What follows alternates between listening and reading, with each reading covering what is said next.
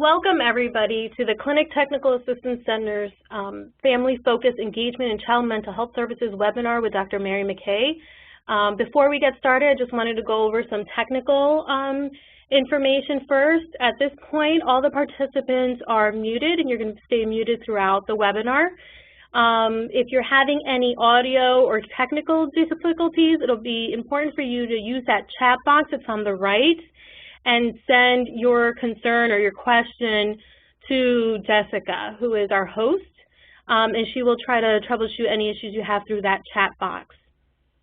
It's important for you to remember, if you remember from our other webinars, that through this WebEx system, all videos will be heard through your computer speakers. So it is particularly important for you to make sure you have your volume up high when it's time to show some videos, and to make sure the speakers are working properly. You won't be able to hear it through the telephone. You'll be able to hear the presentation, but not the videos through the telephone. At the end of the webinar, we will have about 5–10 minute Q&A time that you can ask your questions through the chat box. And then as we close out the webinar, you're going to see a feedback survey that will pop up. And if you could please so kindly complete that, as we do really take your feedback and your comments and concerns, and we make sure to make every webinar as best as possible based on that information. Okay, so I think I'm going to introduce Dr. Mary McKay. She is the co-director of the Clinic Technical Assistance Center. Mary is also the director of the McSilver Institute for Poverty Policy and Research at New York University.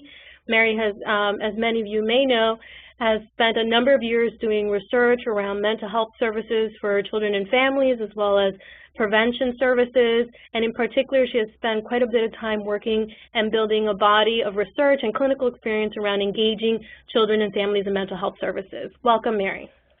Thank you, Lydia. Thank you so much. And hello, everyone. I am really happy to be talking with you today over this Lunch and Learn hour. And so I'm going to try to go very quickly and overview a body of work around engagement that we've been working on for 10 years in a very small number of minutes. Know that CTEC is really committed to helping you as the child mental health workforce really engage your families well, really make sure that kids and families get the services that they need, and so there'll be other opportunities for us to focus on engagement beyond this webinar, so please stay tuned for those events. So with that, I'm going to try to just make sure that even though I am the one speaking, and I know that Lydia was so key to both introducing me, but also key to the development of this work, I really want to give credit where credit is due, that much of this work comes out of the real intense collaboration with young people, with parents, with providers themselves, and ourselves as researchers to try to put together a training that's focused on engagement, but also potentially gives you some practical tools grounded in the evidence that are likely to work and help you have your families come in for the needed care that they need. So you know, as I reflect on my own clinical training, we know that the engagement, I'm a clinical social worker by training, engagement is really essential to any helping relationship. And as I think about engagement, it doesn't start with the first intake session. It doesn't start with the first therapy session. It really begins with the very first interaction that your family has on the telephone, in your waiting room. And so I think about engagement as really a phenomena that we have to pay attention to from the earliest of interactions with our families all the way through to discharge. And I'll talk a little bit about what we know to be very prevalent in you know, our service world, which are these phenomena called no-shows, families really dropping out of care before kids have received the help that they need. And so I think about this as really an ongoing issue that we have to pay attention to. Why do I care about engagement? I think that as far as I'm concerned, we have a pretty substantial crisis in children's mental health. And the statistics on this slide has been really pretty stable over well past a decade that I've been doing this work, that there are many, many children out there. In fact, 2/3 to 3/4 of kids that need mental health services will not receive those appropriate services. Rates of service use can actually be at their lowest level in some of the communities that myself and my team practice in a lot. And so those kids that are impacted by poverty, impacted by a range of community level stressors, family level stressors, really potentially need us more, but their rates of service use can be their lowest. What I think is also important on this particular slide is sometimes when I do this training face-to-face, I ask the audience, has anyone ever had a no-show? And everybody laughs. But I think that what's very important for us to recognize is we are trying to practice within service systems where for every 2 sessions of child mental health sessions that are scheduled, 1 of those will be missed. And so how can we really create a set of evidence-based tools to address those no-show rates? And also dropouts are common. The average length of stay for a child in urban, clinics is very short. 2 or 3 sessions is the average length of stay. I know some kids stay longer, and all of you have examples of kids and families that have really hung in there with you long enough to have kids address the difficulties and the challenges that they have. But it's very common for families to drop out early. And so our work is really focused in very much on, particularly in early sessions, how can we reduce the amount of no-shows? And in early contacts, how can we set a firm foundation for engagement so that children and their families can stay long enough in care that we potentially address their mental health difficulties? So we're going to try the chat function. Why? Because I think it's really important to know, first of all, that you're awake. But second of all, that we kind of ground this training and this webinar in your own experiences. And so I'm going to have Lydia next to me just take you through how I want you to use the chat function. And so get ready to type. So your right-hand corner, you're going to see a chat box. Underneath, just below that box or at the bottom of that box, there's an empty box where you can type in one obstacle or barrier that you have encountered as you try to involve children and families in services. And then just make sure you send to all panelists and click send, then we'll get your response. So again, identify one obstacle or barrier that you have encountered as you try to involve children and their families in services. Okay, so as we're getting some coming in, we have the telephone is cut off or there's no phone service, lack of communication, transportation keeps popping up quite a bit as a big concern. Stigma around mental health care. And let's see if we have any others. Issues around child care or maybe how to handle siblings who need to be taken care of while you're seeing the client. A minimization of problems or parents unwilling to participate. Wonderful. Thank you, everybody. So you can keep those. I'll try to put one eye on the chat box and one eye as we kind of go forward. What's very important about the obstacles and the barriers that you are encountering is that these are a set of universal challenges. We have done this training for a lot of time. There's a set of concrete obstacles that I see embedded in here around caring for other children, transportation, really even just communication. Your telephone is cut off. So those concrete obstacles truly impact our ability to engage. But there's another type of obstacle in here that I see also that's very important to kind of really for us to take a look at, which is our perceptual. Really the kind of stigma that comes along with mental health care, the concerns that families have about involving their kids with our system. Maybe not even, I saw one obstacle around, maybe I don't even believe in mental health and mental health care. And so we're going to talk a little bit about those barriers and what does the evidence base suggest, which ones to address, in what sequence, how do we overcome some of those.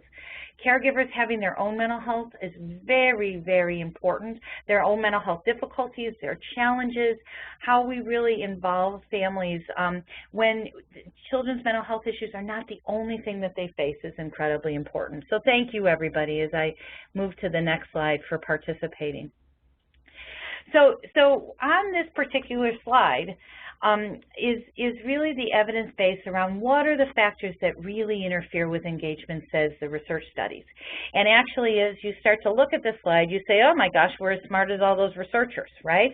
Because clinicians truly know that barriers can reside in a whole bunch of kind of places, but many of the barriers that I see you noting are barriers that families struggle with.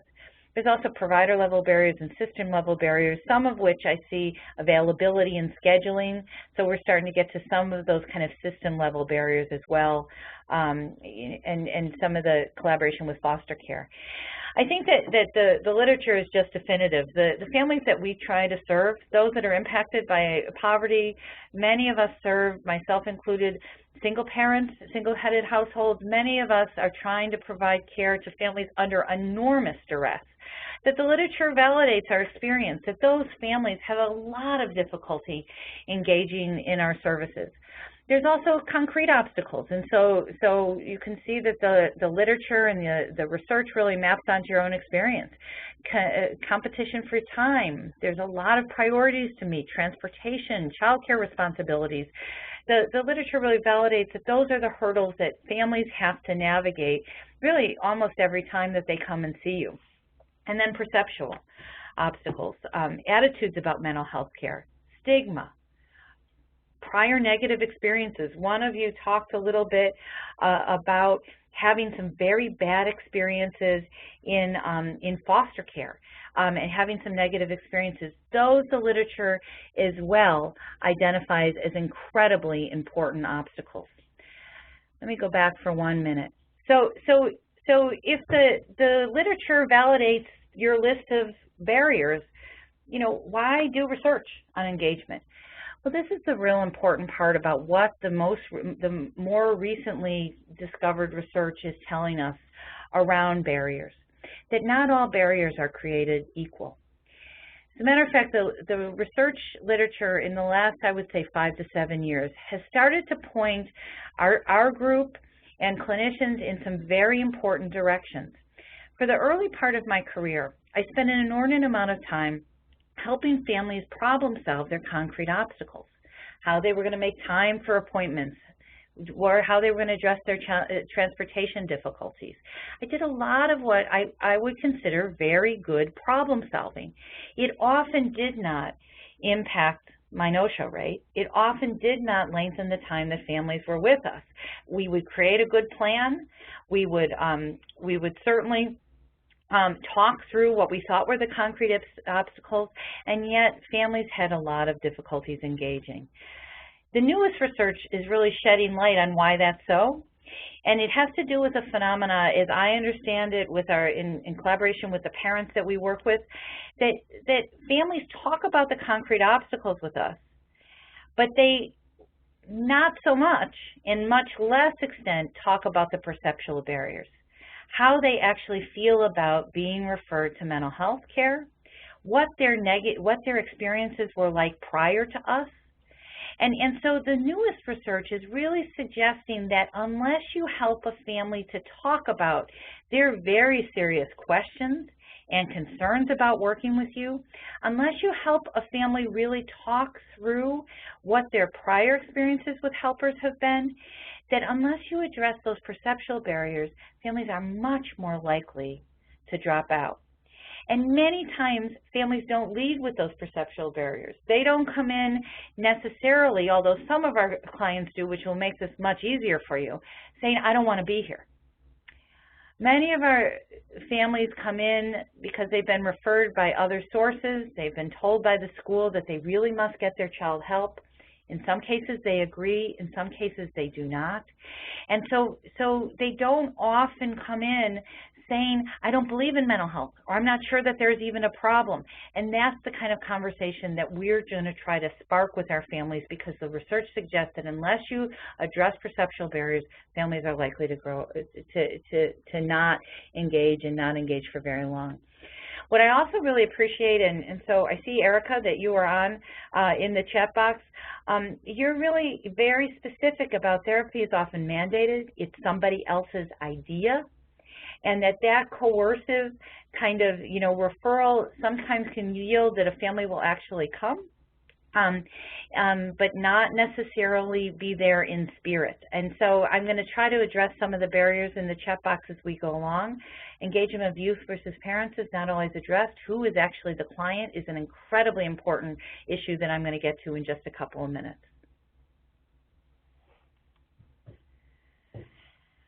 One of the things before we launch into the practical things that providers can actually do to address no-shows, to lengthen the amount of stay, I want to start to also foreshadow changes in our clinic systems, changes in the kind of workforce that potentially is going to be allowable and needed within kind of outpatient clinic services. So all of us know about Medicaid redesign, all of us know a little bit about, healthcare reform. It's not entirely clear how that's going to affect our systems, but one of the things that we see in CTAC is a real opportunity to begin to integrate family support services and family advocates within our services. Why do we think that that is so important? So those of you that have clinics that already have a parent advocate or a parent partner or parent educator, incredibly important part of your workforce.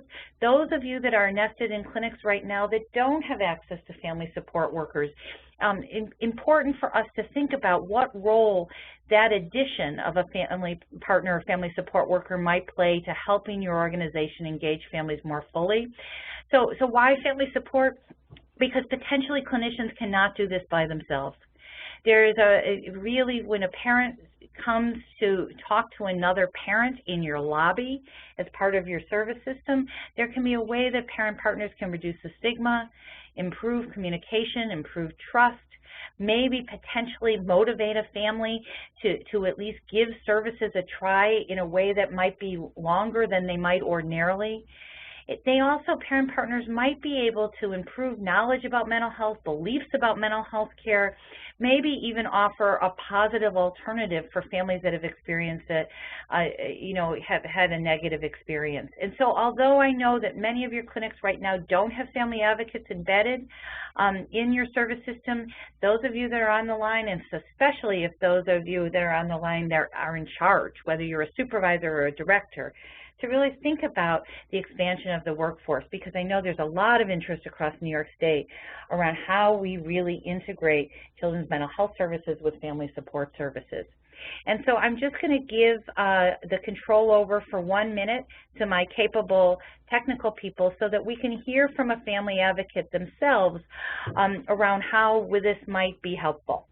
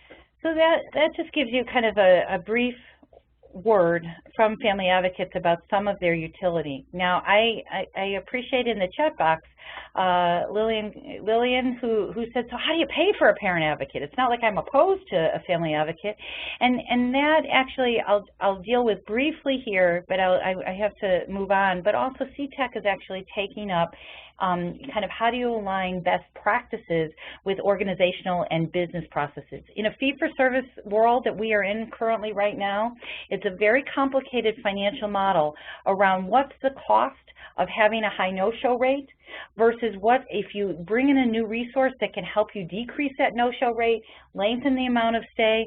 There's also an addition of revenue. And so that's really for your financial people, for your director to really think about how might there be increases in revenue in a fee-for-service world if you're able to lower your no-show rate, and that might be one way to pay for a family advocate. However, I don't want to concentrate only on a fee-for-service world, because we are very soon moving into potentially a managed environment that suggests that the workforce can be broader as long as children engage, and as long as you get outcomes for children. And so I won't deal with those specific business practices beyond that, but I will challenge CTAC to actually put together a webinar on family support so that you can talk through those issues. And so just in the interest of time, I also want to get to some practical tools. And so I want to make sure that everybody on the phone knows that there are at least 8 tools, 8 talking points that you can start to incorporate into your early exchanges with families that potentially up the chances that they will come initially and return for care. And so these have been a set of talking points that we have tested in study after study. There's been replications throughout the literature, and they're pretty brief interventions, but ones that I hope that as you start to see your children and families as you start to see your children and families across the afternoon, that you'll keep in mind as to potentially start to use. So what are those talking points? Here's the first 4. So as I think about initial engagement and the studies that we have done, there's a very important kind of first process where one needs to really think about how do we clarify the need for children's mental health care. And because children typically are not bringing themselves, there are a set of adolescents that are coming to treatment by themselves, but because kids are nested within family systems that have to be on board, this clarity of what, from a parent's perspective, do they believe their child needs becomes incredibly important. Now, many times as a clinician, I asked either on the telephone or in person an awful lot around what the referral source said the child needed. I took detailed notes around how they got to the agency, what were some of the concerns that were expressed at school or by the pediatrician, and I feel like, at that point in my life I was doing a pretty good clinical job. However, families gave us very hard feedback around how I was actually trying to kind of understand the need. In fact, they observed that I asked much more about the referral source than I actually asked about their perspective on what their child needed. But in fact, parents that gave us feedback gave us one step even further of feedback when they suggested that, you asked us how we were referred, but you very rarely asked us, did I agree as a parent? Did I agree with the referral? Where were the places that I was on board, and where were the places that I thought the school social worker or the pediatrician or somebody in the community really didn't understand my family, didn't understand my child? And so we started to incorporate a very kind of conscious effort to make the distinction between what a parent felt they needed and what a referral source felt they needed, whether you were what we call a voluntary client or an involuntary client. Because we knew that if parents could identify a set of needs, that kind of clarity in their mind often could motivate them to invest more fully in services. The second thing that we started to systematically push into every interaction, but particularly early interactions that we had with parents, is we had to really think about how to help caregivers invest. Many of them presented in their minds, and not maybe they said it out loud to us, or maybe it was just in their minds, this kind of, hopeless feeling. They had tried this before, it hadn't worked, They weren't sure there was anything they could do. Why would a family feel hopeless? Well, if you think about how families get to service systems, you know, we've done a lot of longitudinal research where families suggest that they have tried everything that they can think of, their aunt has thought of, the school has suggested, without real success with their child. And so we started to build in very much kind of positive reminders that parents were resilient, that they, you know, really by even making an initial call or coming to initial intake, that they were one of those parents that were not the 2/3 to 3/4 of families that really struggled. They were really had a possibility of meeting their child's needs. We started to build hope and systematically remember. One of the things that happens to me in my busy life as a clinician is that when I get busy, I maybe dispense with some of the positiveness and get down to business. For those parents, and particularly those parents that are struggling with their own mental health, struggling with tremendous stressors, how you helped build hopefulness, how you helped recognize family strengths, incredibly important, and also distinguished us as service providers from some of the other negative experiences that families had had. The third talking point that we started to get very, very practiced with is asking families directly how they felt about coming to see me as a social worker, how they felt about coming to our organization. And although I must say that there are a set of families that answered that question honestly, many, you know, families answered it a little bit more nebulously. They said, I feel like this is important to give a try, or I'm going to try to come, or I think it's important. And we said, that's good. I'm glad you feel that way. But we also know that many families have real questions and concerns. And so can I go through this list of some commonly expressed questions or concerns that families have had, prior families, and see if any of them relate to you. Those of you that work in practices where there's a strong psychiatry component, many families have unexpressed concerns about medication. We started to raise those early on around how will we make decisions about what's best for your child, who will make those decisions. And families had some relief about they were concerned. They had been told something about our organization or our clinic that didn't sit right with them, and it allowed and opened the door for them to ask questions. So what have I gone over so far? Some simple things that you can do with your families that are early in the help-seeking process this afternoon is you can be really clear that you have opened the space for them to describe as specifically as they possibly can what do they feel that their child needs. And if they've been referred by someplace else, which is, you know, the common practice in kids' mental health, you can ask them to what extent they agree with the referral and to what extent they disagree and how so. You can also make sure that in every interaction that you're having with families early on, you're being incredibly positive, you're recognizing their strength, you're telling them in context that many families have not been able to seek care for their services. They're one of the strong families that have actually had to go, actually brought their child to care. You're pulling for not necessarily the positive, but the concerns and the questions families had. And if families don't have questions and concerns, that's pretty unusual, says our research. And so you might want to name a question of concern that you've heard families express to see if it resonates with your family. The last piece on this slide is problem solving. You know, why problem solving is last around concrete obstacles? Because the literature suggested that unless we really start to address the perceptual obstacles, concrete obstacles were going to be the reason that they gave for not coming back. And so concrete obstacles, it's important to problem solve. How are you going to get here? Who can drive you? Who can lend you money if you don't have transportation issues?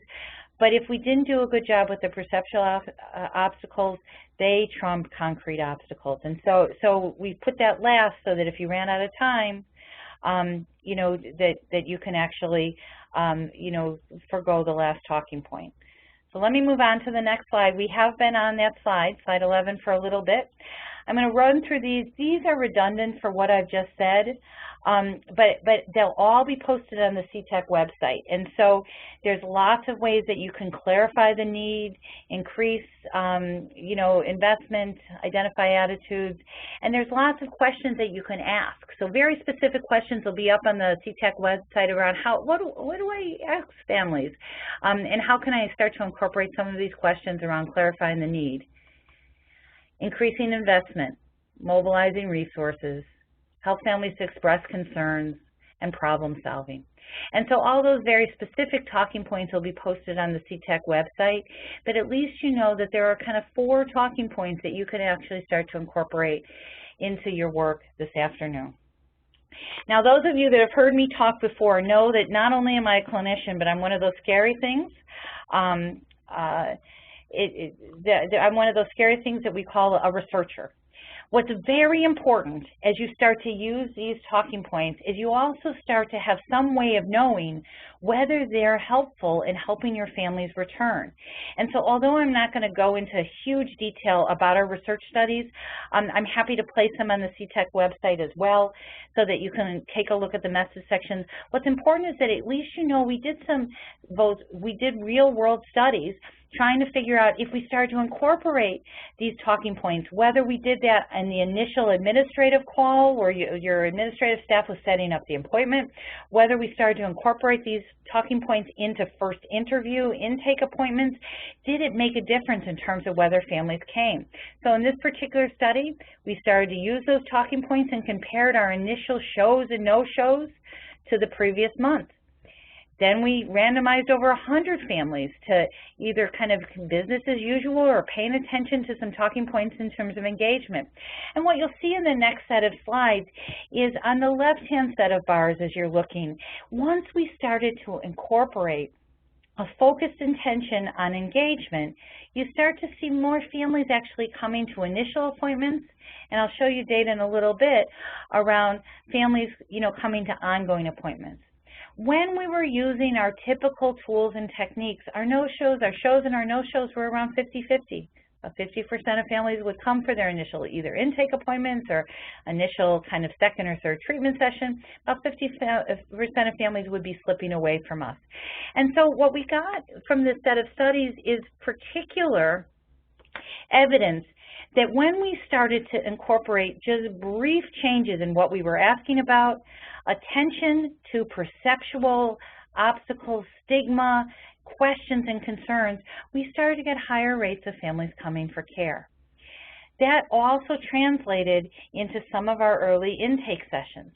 What we knew from our data in our clinic and others' clinic is that sometimes families would come for those initial intake assessments. In fact, we would get through the evaluation phase and they wouldn't materialize for ongoing work. And so we started to think hard about what did we need to do in that initial intake assessment in addition to the enormous paperwork that one has to do.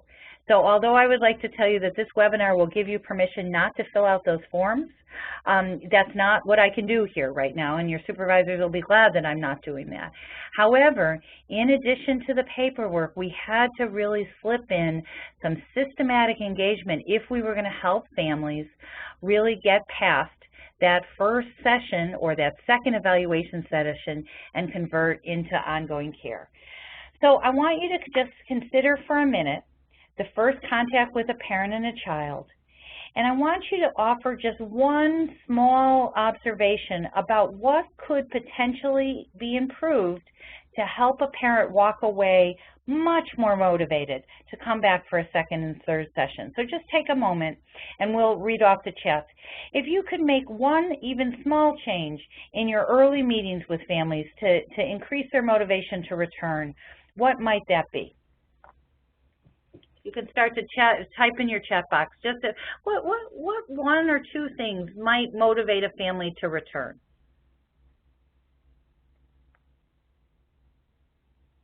Empathy, maybe less direct questions might take some of the pressure off. You would really focus on what a parent and a child would like to change as a result of treatment. Hope. So if you've done nothing else, how did you express hope? Paperwork is a huge challenge, Jessica, as you're writing in. Active listening.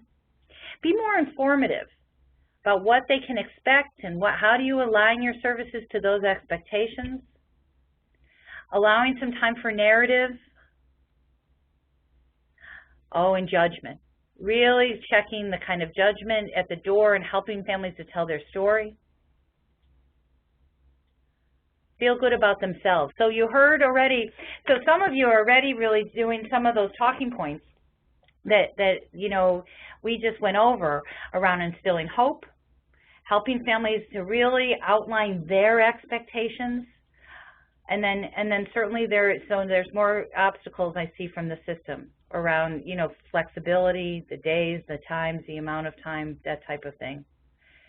So I'm going to certainly keep chatting, and we'll try to summarize some of the things that you already do that you think ups the chances. Praise parents for taking the first step to help, incredibly important, and aligned. So I want you to know that then when your supervisor asks you, are you know, really practicing engagement from an evidence perspective, you say yes, because hope is validated, is really kind of instilling hope, validating parents, praising them for taking the first step, all aligned with increased attendance.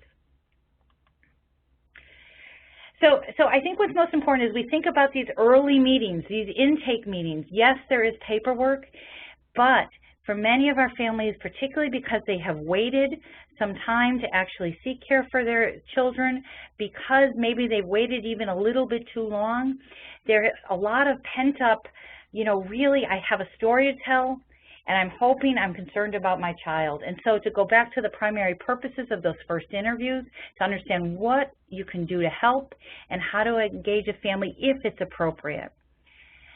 You know, we know that a lot of families, almost 50% of families drop out after the intake evaluation, so this is a critical place for us to really drop additional engagement-focused interventions. So here's the next 4 talking points. And some of you have actually written this in the chat box already, so you can be very happy that the next time maybe we should call on you to do the engagement-focused webinar. So what are some additional elements that you can be really thoughtful about in your intake appointments, and you can be really thoughtful about in your early encounters? The first is, whoever said, really helping to clarify this whole process for your families, incredibly important. Many of your families have been given accurate information about what they can expect, but a whole bunch of them have been given not so accurate information about how mental health care works, what they can expect, what they should be talking about, what their role is. And somebody just, you know, put up a comment that relates to fear. For some of your families, you know, they've been actively told, stay away from them, bad things can happen. And so I think to kind of really clarify who you are, what this process is about, what they can expect, potentially what their involvement, the range of choices for their involvement, incredibly important. And also, as you think about a very packed set of evaluation sessions, potentially incredibly important to do first in the session. Why is that? Because our families have been incredibly articulate that when they come to see you for the first and second time, they can experience a lot of fear, a lot of nervousness, a lot of real self-doubt about whether they're doing the right thing. And so what our families describe is actually when they sit down for the first time and try to take a look at you and meet with you, they actually describe almost this out-of-body experience, like they're nervous, they're trying to look around the room, they're trying to look at you. And so what parents have given us, the real tip is, please spend the first 3, 4, even 5 minutes. And if you've ever tried to talk for 5 minutes, much less for a whole webinar that's now going on 40 minutes, it's a long time. But to spend the first amount of time talking about yourself, the process, who you are, what they can expect, incredibly important for 2 reasons. First of all, it gives families the opportunity to calm down, get their breathing in order, able to look up at you, able to kind of take in and kind of get their thoughts together. But the second thing is it gives them an opportunity to make an assessment of you. And let me just say that again because it's so, so important, says our research. Families need a moment to assess you and to make an active decision about what they're going to choose to share and not share. And that was difficult for me, I must admit, as a clinician to incorporate. But that, in fact, I needed to remember that families were trying to make the decision whether this was right for their child, whether they would ever return. That decision, whether you're mandated or not, is entirely with you as a family. And so it was really incumbent on us to talk for a few minutes and to start to build confidence in a family that I might have competence, I might be trustworthy, it might be worth it to give it a try. I must say, really, if we were in a business webinar right now, we would be talking about managing first impressions. The active kind of attempt that you have to have families see really who you are, what you're about, that you're trustworthy, incredibly important. We also started to use the pronoun we to really kind of, in the spirit of collaboration, we were in this together. This was our shared experience. We were going to get through this paperwork together. We were really going to think about this together. We wanted to set the table that this was not a drop-off service for your child, that we could not fix your child without real partnership with you. So the use of instead of I, but we, how we're going to work together. Also, the elicitation of immediate practical concerns. Families were looking for evidence that we could be really helpful, and so that is where referring families for other concrete services, connecting them to family support in addition to mental health services became one concrete way that families said, oh, there might be a set of useful resources that this person can help me with. And then, I think most importantly, even after you've done all your paperwork, to really kind of say to a family, are you interested in giving this another try? For what reason? What would bring you back? What kind of evidence do you have that this might help your family, to really talk that through at the end of the intake session? Again, the next set of slides kind of go through more specifically how to work on those practical issues, how to problem solve, and we'll put all of that up on the CTAC website. Again, what I just want to kind of point out is I'll also put the papers up on the CTAC website, but what I've kind of laid out is not an overhaul of your initial evaluation, but a kind of enhancement of talking a little bit more so you manage a first impression with a family, really setting a collaborative tone from the very beginning, making sure that if there are practical concerns that you can address via a referral or a connection to another part of your organization, to do that, and also at the end to really stop and to ask families what their experience was like and are they interested in pursuing another appointment. In this particular study, we randomly assigned families to focused engagement in addition to the standard intake and business as usual, which I must say again, with my clinicians, with myself, that I thought was very good. What you'll see in this particular kind of set of, this particular slide is when we started to make even small improvements to those intake evaluations. You had 3/4 of families coming back for the third appointment.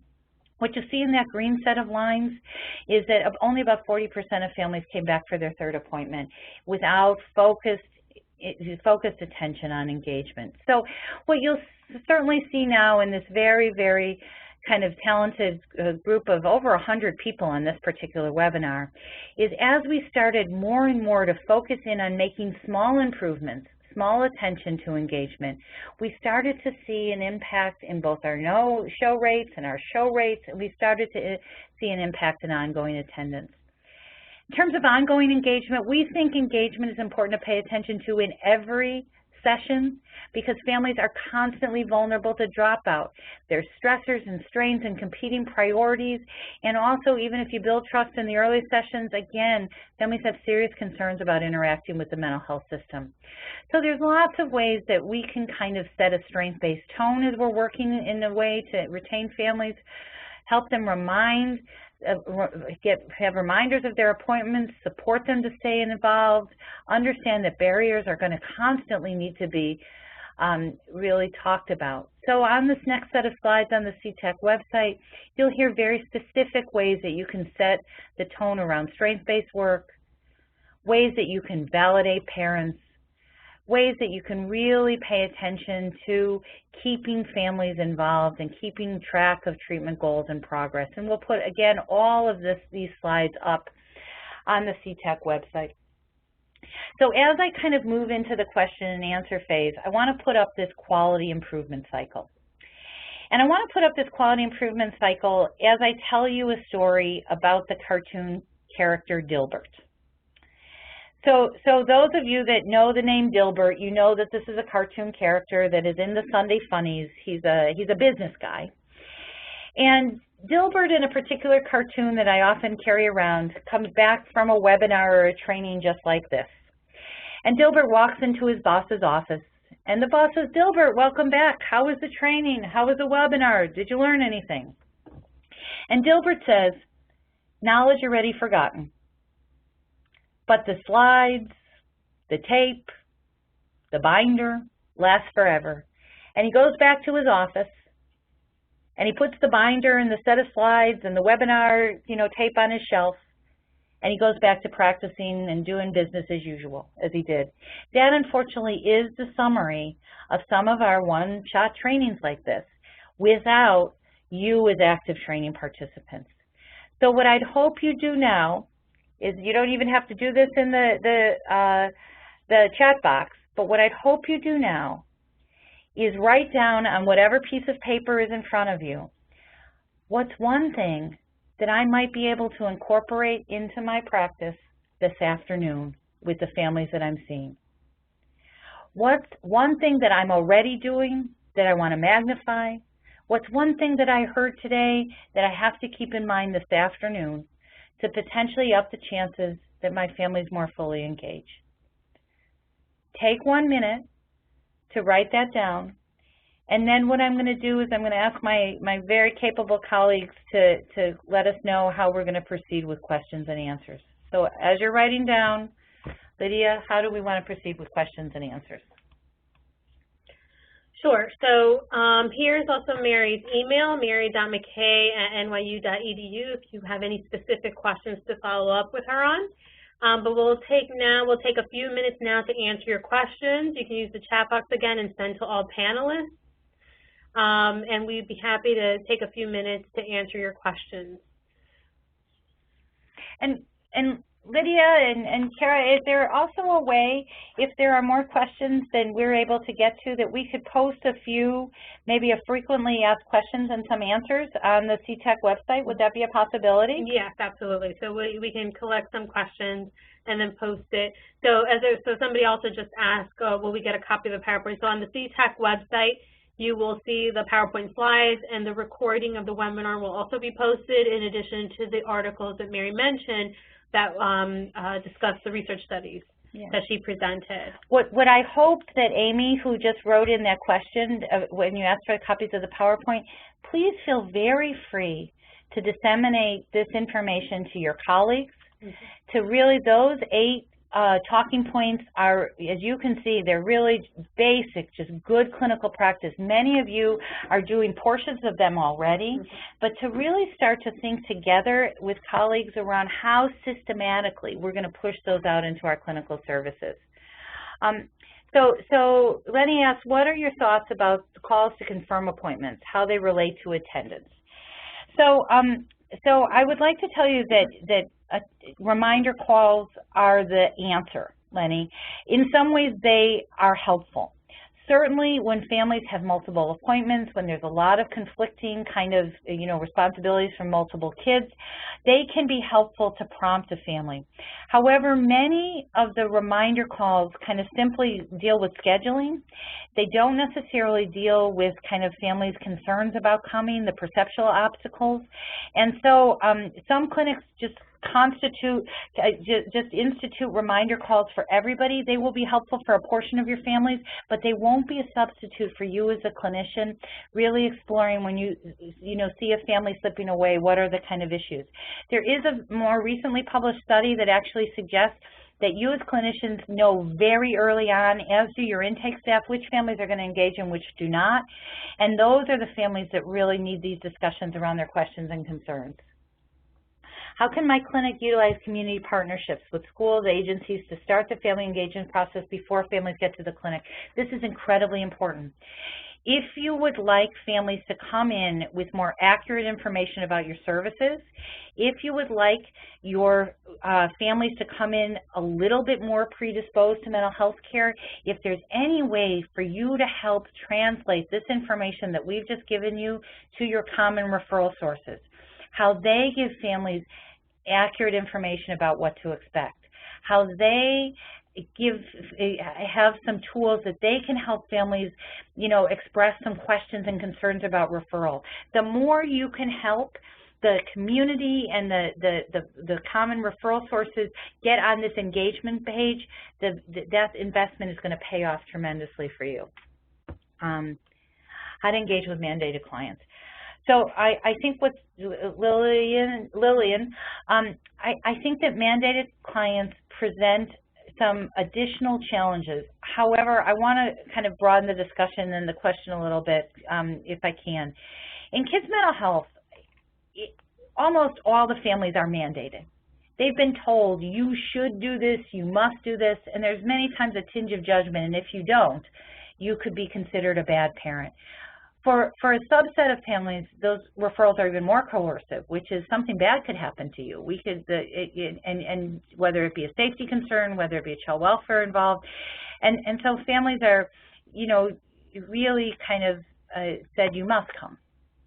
With those particular clients, it's important to remember that even if you're mandated, there's a choice, and that without families identifying some need that they think can be met in this service, they might show up in bodies so nothing bad happens to them, but in terms of their children really benefiting, it's going to be tricky. And so I think that for mandated clients, incredibly important for you to help them to articulate what are their needs, what are their wishes, and devoid of that, how do they feel about being coerced to come to children's mental health? What have been their experiences before? Is there any way to get this a useful process? If you cannot identify a need or some kind of utility in this process, engagement is going to be tricky no matter how much mandated kind of coercion is used. And so incredibly important to realize that choice is embedded in all interactions. I'm probably going to take one more question. What do I think about open access scheduling? Is it useful? This means they can walk in during certain times rather than calling and getting to an appointment. I have to tell you that the data I've seen on open access suggests that this might be a way to serve families that have have lots of time constraints, have difficulty following schedules. I think for too long, there has been kind of this one-size-fits-all. If you can come to weekly appointments or every other week appointment, you can get mental health services. For many of our families, they have struggled with that model. And so I'm very open to trying out new scheduling systems. I'm very open. You know that we do a lot of group-delivered care in addition to individualized care. I'm very much, I think, in the new transformed healthcare system, we're going to have to think about expansions of workforce, expansion of different treatment modalities, expansion of different ways to serve different kinds of families so that kids get their needs met. So any of you that are trying out different models, I really applaud you.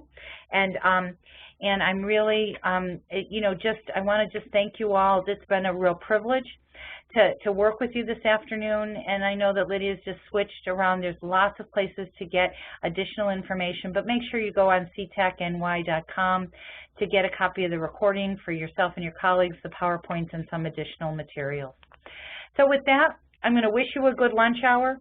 Thank you for your attention, and there'll be some final announcements. So thank you again, everybody, for participating. Just as an announcement, our next CTAC webinar is on measuring outcomes. It's a part 2 to our December webinar on outcomes, presented by Julie Gutowski of Spectrum Human Services and Elizabeth Cleek from Institute for Community Living. And if you have any questions or concerns, you can email kara.dean@nyu.edu. You should also check out our ctacny.com website, again, for the materials for this webinar. And just as a reminder, again, as you close out of the webinar, you're going to see a feedback survey that pops up. Please make sure to complete that, as we do look at every one of those responses and incorporate that information in the future planning of our webinars. Again, thank you, everybody, for your participation. Have a wonderful day.